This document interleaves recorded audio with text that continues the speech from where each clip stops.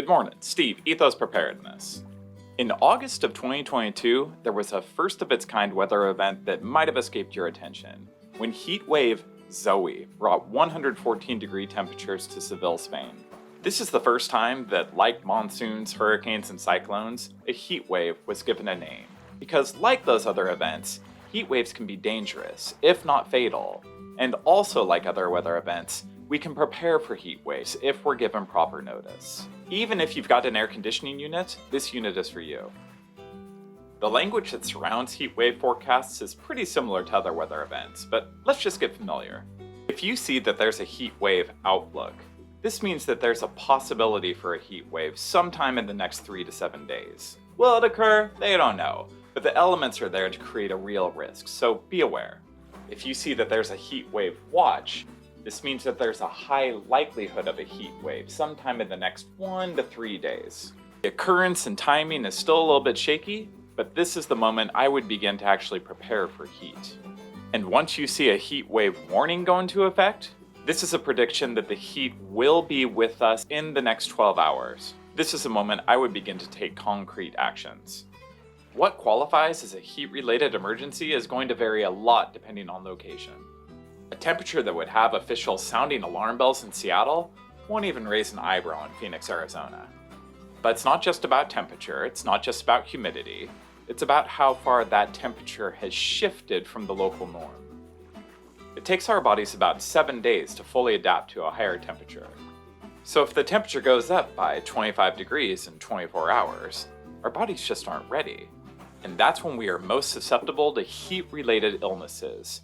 Our first focus here is on preventing those. There are a couple of simple scientific facts to keep in mind when considering how to cool your home on a hot day. The first fact is that heat rises. As such, it's going to be easier and more cost-effective to cool some rooms of your home than others. The second fact is that warm air naturally moves towards cold air. That's why heat is escaping your home on the winter days and why it's rushing into your home on hot summer days. Armed with this third-grade education in thermodynamics, let's talk about investments, large and small, that you can make into your home to get it heat wave ready. Unfortunately, the most effective cooling options are also the most expensive cooling options. But on a warming planet, these are some things to be considered. First would be to improve your home's insulation. Insulation slows conduction, which is simply the movement of air and heat from one place to another. So during the winter, good insulation will slow the escape of heat from your home. And during the summer, it will slow the entrance of heat into your home through the walls and the ceiling.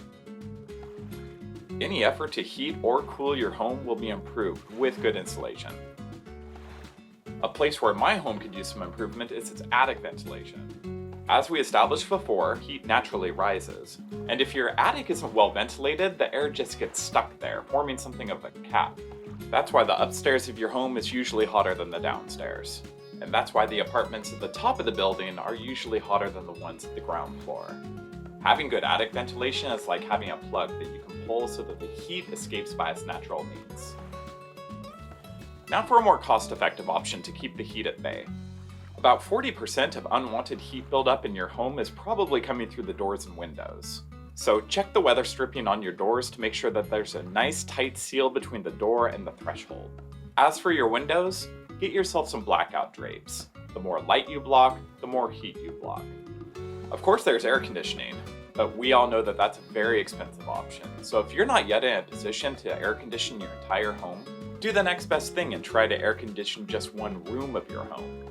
A room in the basement or the ground floor is naturally going to be cooler than places upstairs. Focus all your attention there. Blackout drapes, minimize the airflow, and any air conditioning units you can afford, large or small, just put them in that one room so that your entire family's got refuge on a hot day. Okay, we've done all that we can to prepare. The heat wave is upon us. What do we do now to stay safe? Keep in mind that not every place experiences heat equally. If, for example, you live in a dense urban area, the temperature is likely to feel 7 degrees hotter than a place like I'm in right now. That's because you're surrounded by concrete and asphalt, which absorb all that heat during the day and then slowly release it during the night. You just don't get any respite.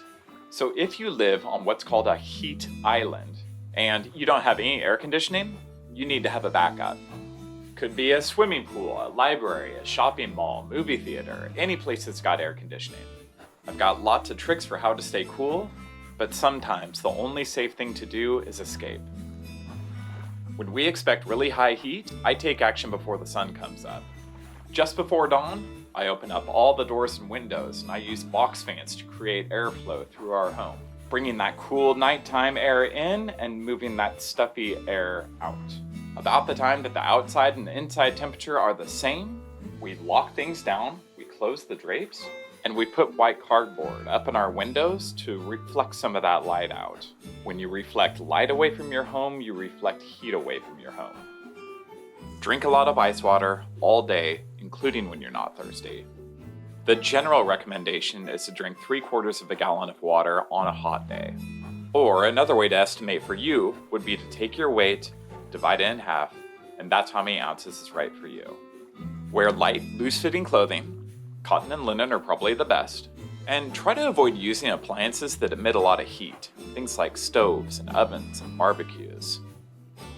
Speaking of barbecues, try to avoid eating heavy foods on a hot day. Foods that are high in protein, like steaks and burgers and chicken, jack up your metabolism and that creates internal heat. So on hot days, go less with burgers and weenies, and more with fruits and salads. I know I'm a total buzzkill, but it gets worse from there. You should also avoid drinking alcohol because alcohol suppresses your ability to sweat, which is a primary cooling mechanism. If you're feeling overheated, there are safe and not so safe ways to cool yourself down. On the safe side, you can soak your feet in water, put a wet towel over your head, take a cool bath or a cool shower, or maybe just take a sponge and keep your skin wet. Something to absolutely avoid is jumping into a cold body of water on a hot day. More people drown on very hot days because of the shock of that transition from being way too hot to absolutely freezing. It causes their body to involuntarily gasp underwater, which of course fills their lungs, and before you know it, they've drowned. So even if you consider yourself a very strong swimmer, don't jump into the lake, and if you are gonna swim, swim with supervision. This last one's going to surprise you. If it's more than 90 degrees outside, you should not use electric fans. Electric fans create the sensation of being cool, but are not in fact lowering your internal body temperature. What they are doing is blowing hot, dry air into your lungs and dehydrating you, thus raising your susceptibility to heat-related illnesses, which is exactly the thing that you're trying to avoid. So if you're getting overheated, wet your skin or seek out a cooling center instead. Let's conclude with some thoughts on heat-related illnesses. If a person is experiencing nausea, dizziness, profuse sweating, or cramps, these are all signs of heat exhaustion, and they should be taken very seriously because the situation can quickly escalate into something very dangerous. Either get to a cooling center or into a cool bath or shower.